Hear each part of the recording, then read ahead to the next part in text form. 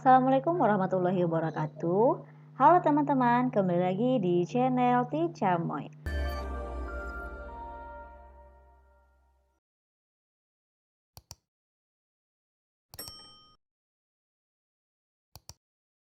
Oke teman-teman, sebagaimana yang telah teman-teman ketahui bahwa pada tes PPK ini ada beberapa tes kompetensi, diantaranya ada tes kompetensi manajerial. Nah, kita akan membahas beberapa contoh soal P3K Tenaga Kesehatan yang berkaitan dengan tes kompetensi manajerial. Yang pertama, submaterinya berkaitan dengan integritas. Apa itu integritas? Yaitu konsisten berperilaku selaras dengan nilai, norma, dan atau etika organisasi, dan jujur dalam hubungan dengan manajemen, rekan kerja, bawahan langsung, dan pemangku kepentingan. Gunanya untuk menciptakan budaya etika tinggi, bertanggung jawab atas tindakan atau keputusan berserta risiko yang menyertainya. Kita lihat contoh soalnya. Yang pertama, Anda adalah seorang ASN di puskesmas. Seorang pasien ingin mengurus surat untuk keperluan pekerjaan. Dia tidak mau ikut antrian sesuai dengan nomor yang diperoleh, namun pasien tersebut memaksa ingin dahulukan dan dia memberikan sejumlah uang kepada Anda agar didahulukan. Apa yang Anda lakukan? Nah, kita lihat pada opsinya ada 4 ya teman-teman. A, B, C, dan D. Ini kalau untuk tes kompetensi manajerial, poin paling rendah adalah 1 dan paling tinggi adalah 4. Nah, kita lihat di sini jawabannya. Yang A, saya menerima uang tersebut toh tak ada yang tahu. Nah, teman-teman kalau memilih seperti ini, itu kira-kira poinnya 1 ya. Karena kita tidak boleh menerima apapun dan dalam kondisi apapun yang namanya menerima suap itu tidak boleh. Yang kedua, untuk poin B, saya ragu-ragu keputusan apa yang saya ambil. Nah, ini juga sebagai ASN kita tidak boleh ragu-ragu ya teman-teman untuk memilih atau mengambil keputusan. Ya, tidak, dan tidak. Untuk poin C, saya berkonsultasi kepada rekan sejawat terlebih dahulu. Untuk poin C ini bernilai 3. Yang pilihan D, saya menolaknya dengan mantap. Jika teman-teman langsung menolak dengan mantap, ini poinnya adalah 4. Kita lihat pembahasannya ya, ini berkaitan dengan submateri integritas. Deskripsinya adalah mampu bertindak sesuai nilai, norma, etika organisasi dalam kapasitas pribadi.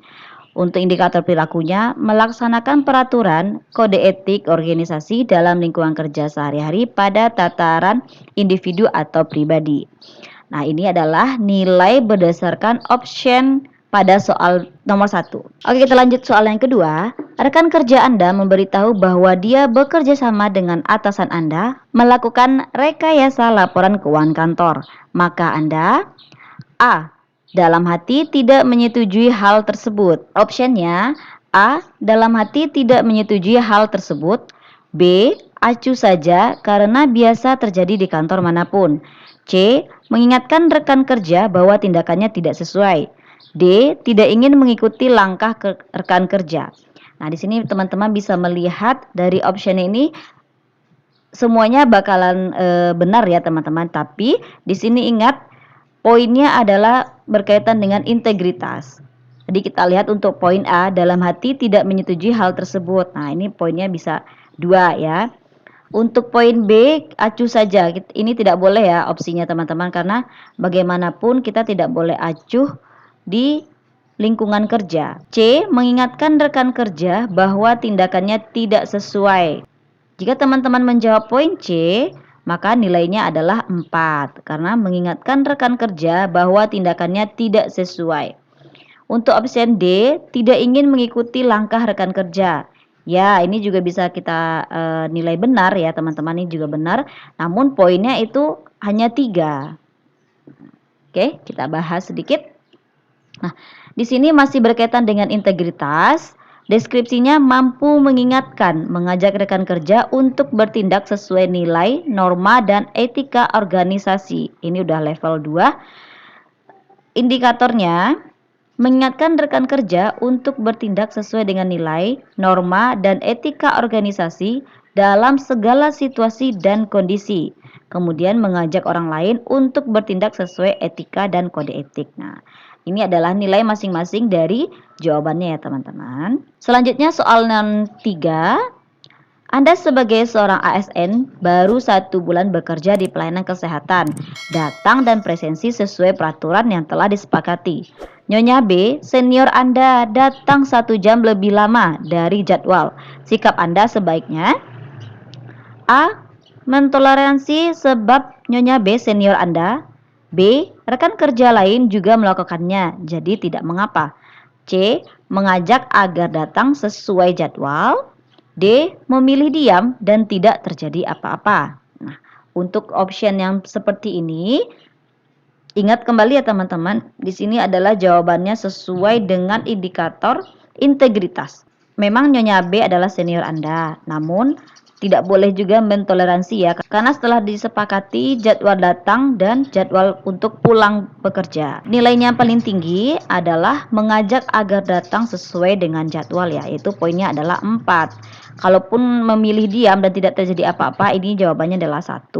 Jadi pilihlah jawabannya bukan sesuai dengan kepribadian teman-teman ya, tapi lihat realistisnya dan berkaitan dengan integritas. Deskripsinya yaitu mampu mengingatkan dan mengajak rekan kerja untuk bertindak sesuai nilai norma dan etika organisasi. Indikator perilakunya itu mengingatkan rekan kerja untuk bertindak sesuai dengan nilai, norma, dan etika organisasi dalam segala situasi dan kondisi. Kemudian mengajak orang lain untuk bertindak sesuai etika dan kode etik. Kita lanjut soal berikutnya. Saat bekerja, Anda mendengar rekan kerja Anda menyampaikan hasil rapat kepada rekan lainnya. Ada beberapa hasil rapat yang tidak sesuai dan mengajak rekan lainnya untuk tidak mengikuti hasil rapat. Sebagai rekan kerja, sikap Anda A. Menerima ajakan rekan tersebut. B. Memberikan informasi yang sebenarnya kepada rekan lainnya. C. Mengajak untuk tetap mengikuti hasil rapat. D. Memilih tidak peduli dengan ucapan rekan kerja Anda. Kalau dilihat dari situasi seperti ini, maka yang dibutuhkan dari teman-teman adalah sebuah integritas ya. Nah, untuk jawaban yang A, menerima ajakan rekan tersebut. Ini poinnya 2. Nah, memberikan informasi yang sebenarnya kepada rekan lainnya. Ini berarti teman-teman bersikap seorang ASN yang memiliki integritas. Kemudian mengajak untuk tetap mengikuti hasil rapat. Nih poinnya adalah 3. Benar, jawabannya tetap benar tapi nilainya 3 ya teman-teman. Nah, untuk memilih tidak peduli. Sekali lagi, jika ada tidak peduli, acuh tidak acuh atau diam saja, nah itu berarti poinnya adalah 1. Nah, kita lihat deskripsinya ya. Mampu mengingatkan, mengajak rekan kerja untuk bertindak sesuai nilai, norma, dan etika organisasi. Indikatornya itu memberikan informasi yang dapat dipercaya sesuai dengan etika organisasi. Jadi, untuk optionnya yang B adalah poin yang paling tinggi karena memberikan informasi yang sebenarnya kepada rekan kerja lainnya. Lanjut soal berikutnya.